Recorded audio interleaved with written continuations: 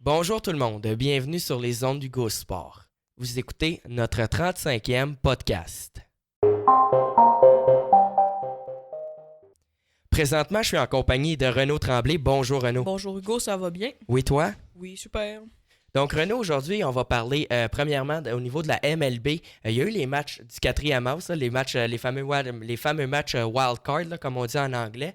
Et j'aimerais premièrement parler de la première partie qui s'est jouée mardi dernier. C'était les Nationals de Washington qui affrontaient les Brewers de Milwaukee. Et ce fut tout un match, Renaud. Les Nationals se sont sauvés avec la victoire 4-3. C'était Max Scherzer qui était le lanceur partant chez les Nationals. Et dès la manche, Yasmani Grandal a frappé un circuit de 2 points contre lui et les Brewers en ont ajouté.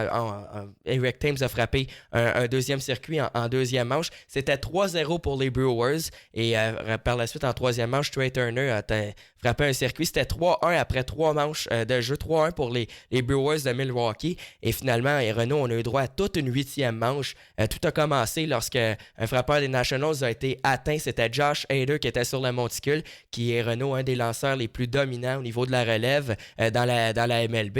Et puis, la 8e manche, ça a été catastrophique de son côté. Comme je l'ai dit, tout a commencé par un frappeur atteint alors qu'il y avait un retrait.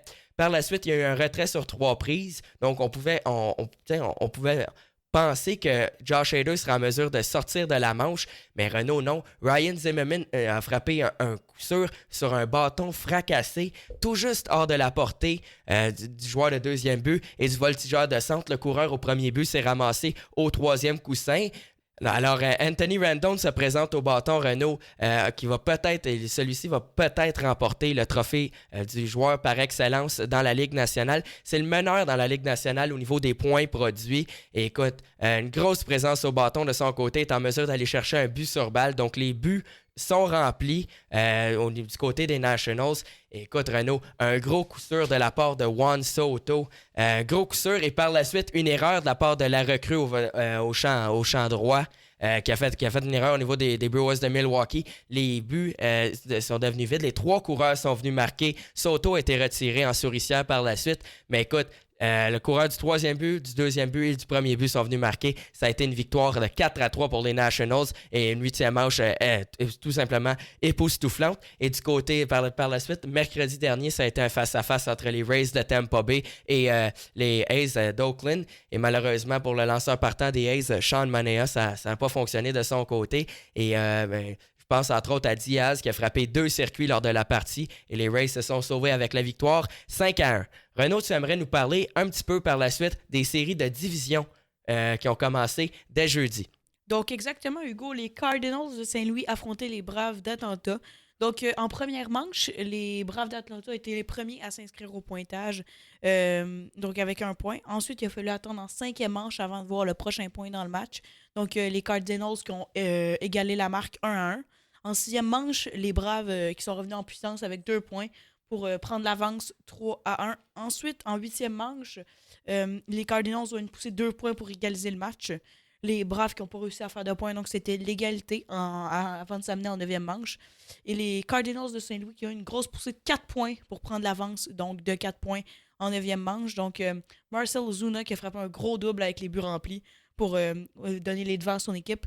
Ensuite, les Braves en 9e manche, en fin de 9e manche, qui n'ont pas été capables d'égaler le pointage avec 3 points. Quand même deux beaux circuits, donc un de Freeman très loin. Donc, c'est ce qui conclut dans ce match. Oui, Renaud. Et ce qui est important aussi, tu as parlé en 8e manche, les Cardinals ont créé l'égalité. C'est sur un coup sûr quand même très important de la part de Matt Carpenter qui est arrivé dans la partie en tant que frappeur suppléant, Renaud. C'est pas facile d'être en mesure d'aller chercher des coups sûrs importants en tant que frappeur suppléant. Du côté de Matt Carpenter, un gros coup sûr, ce qui a créé l'égalité. Et par la suite, comme tu l'as dit, Marcell Ozuna avec un gros double alors que les buts étaient remplis. Ça a été une soirée difficile pour Mark Melancon qui était le lanceur en début de 9e, des courbes là, qui prouvaient des difficultés à trouver la zone et les frappeurs, dans le fond, lui ont fait payer le prix. Donc exactement, maintenant on va se transporter dans l'américaine, donc un match entre le National de Washington et les Dodgers de Los Angeles. Donc une victoire facile des Dodgers 6-0. Donc ça peut un peu nous mettre l'eau à la bouche pour cette série. Les Dodgers, une des meilleures équipes dans toute la ligue, donc d'après moi, ça va être une série assez facile du côté des Dodgers. Donc, 1 point en première manche. Ensuite, 1 point en 5e manche et 2 points en 7 et 8e manche. Donc, pour mettre la marque à 6-0. Les Nationals, qui n'ont jamais été dans le match, n'ont jamais réussi à égaliser le match. Donc, c'est ça, as-tu quelque chose à rajouter? Oui, bien c'est sûr, Renaud, premièrement, c'est important de le mentionner du côté des Nationals de Washington. C'est bien évidemment la partie de quatrième house qui les a affaiblis. On n'a pas le choix d'utiliser nos meilleurs lanceurs dans cette situation-là. Donc, du côté des Nationals, on a utilisé Max Scherzer, Steven Strasburg, et il n'y a pas de doute que ça a joué un rôle important dans la défaite contre les Dodgers de Los Angeles. Et ce qui était aussi important de mentionner, du côté des Dodgers de Los Angeles, Russell Martin évolue avec l'équipe, et ça fait, dans le fond, là, ça fait 2 ans que les Dodgers de Los Angeles se rendent en finale de la Série mondiale. Malheureusement, on n'est jamais en mesure de se sauver avec la victoire et avec le titre. Et là, ça pourrait être intéressant parce que cette saison, c'est peut-être la bonne du côté des Dodgers. Je pense entre autres à leurs lanceurs qui sont très dominants. Encore une fois, Clayton Kershaw, mais il y a aussi Ryu qui a vraiment eu une excellente saison cette année. Cody Bellinger qui a connu une saison remarquable et va peut-être lui aussi remporter le trophée par excellence dans la Ligue nationale de hockey. C'est une compétition entre lui... de baseball, Hugo. De baseball, effectivement, Renaud. C'est une compétition entre Christian Yelich, Cody Bellinger et Anthony Rendon. Donc, c'est sûr que du côté des Dodgers de Los Angeles, selon moi, on a une bien meilleure équipe qu'on l'a eu auparavant. Et ça pourrait être intéressant pour les Dodgers de Los Angeles et pour Russell Martin de se sauver avec une série mondiale. Un Québécois qui aurait une série mondiale finalement dans sa poche. Ça serait très intéressant pour les Québécois. Maintenant, on va se transporter, dans le fond, dans la Ligue nationale de hockey, alors que le Canadien de Montréal ont joué leur première partie de la saison. La saison a débuté jeudi dernier. Et ça fait un gros match, une défaite du côté des Canadiens de Montréal en tir de barrage. Renaud, tu aimerais nous en parler un petit peu? Donc, on va commencer par le match des Canadiens d'hier soir. Donc, comme tu l'as dit, ça s'est fini en tir de barrage, ce match. Donc, contre les Hurricanes à Raleigh. Donc, un match très enlevant de mon côté, je l'ai regardé. Donc, un point pour le Canadien, ce qui commence assez bien la saison. Donc, on a plusieurs nouveaux joueurs. Cal Fleury et j'ai oublié son nom. Nick Suzuki, exactement. Donc, qui sont venus joindre à l'équipe. Donc, d'après moi, ça, c'est un très bon signe pour l'équipe. Donc, des nouveaux joueurs qui ont bien performé, je trouve, au dernier match.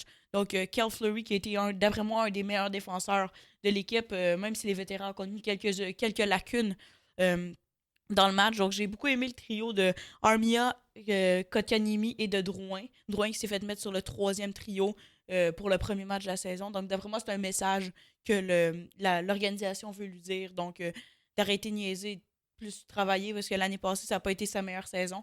Donc, d'après moi, là, ça a bien marché avec Kotkaniemi et Armia. Donc, j'ai beaucoup aimé leur style de jeu. Oui, Renaud, tu as mentionné un bon point. C'est Jonathan Drouin qui finalement se ramasse sur le 3e trio avec Kotkaniemi. C'est important quand même, je pense que Jonathan Drouin va devoir passer par là.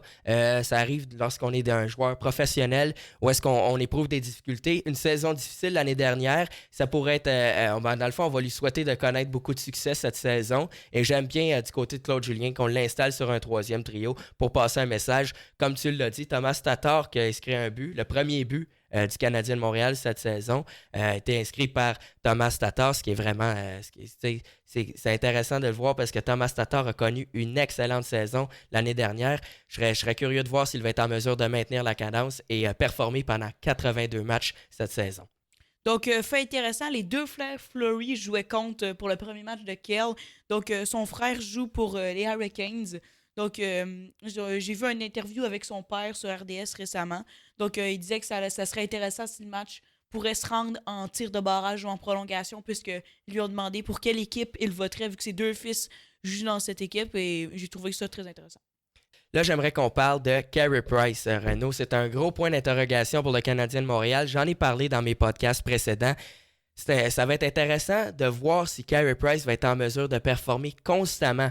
La première partie de la saison, 40 arrêts de son côté, c'est très rassurant.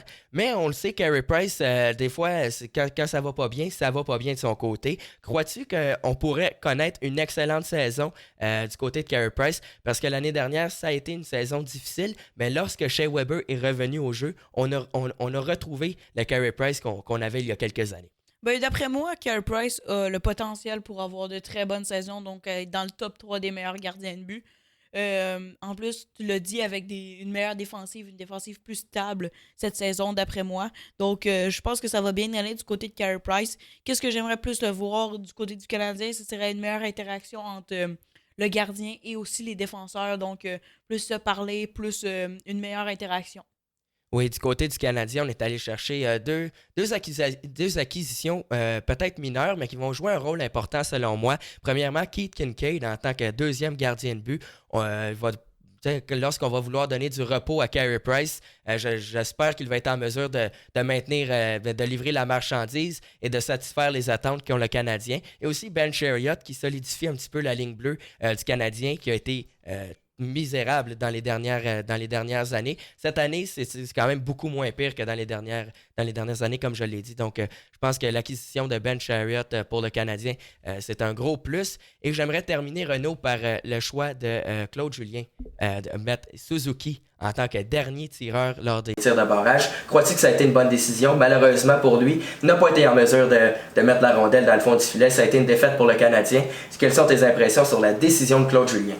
Ben, d'après moi, ça a 2 points. J'ai 2 points de vue complètement différents. Donc, premièrement, je vais commencer par le côté positif. Donc, d'après moi, c'est positif de donner cette chance à un jeune joueur. Donc, lui montrer qu'on lui fait confiance. Et donc, lui montrer qu'il peut le faire. Donc, lui montrer que l'équipe a pleinement confiance en ses moyens.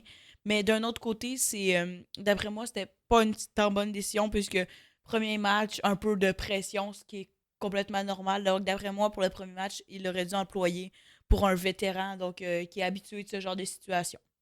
OK, donc c'est ce qui va conclure notre 35e podcast. N'oubliez pas de liker la vidéo, de vous abonner à la chaîne, d'interagir avec nous dans les commentaires, d'activer la cloche, mais surtout de vous procurer notre marchandise via Instagram sur @Hugo_Sport_YouTube ou encore sur Hugo Hockey 75 côtés pour faire vos commandes via Instagram. Merci beaucoup et au revoir.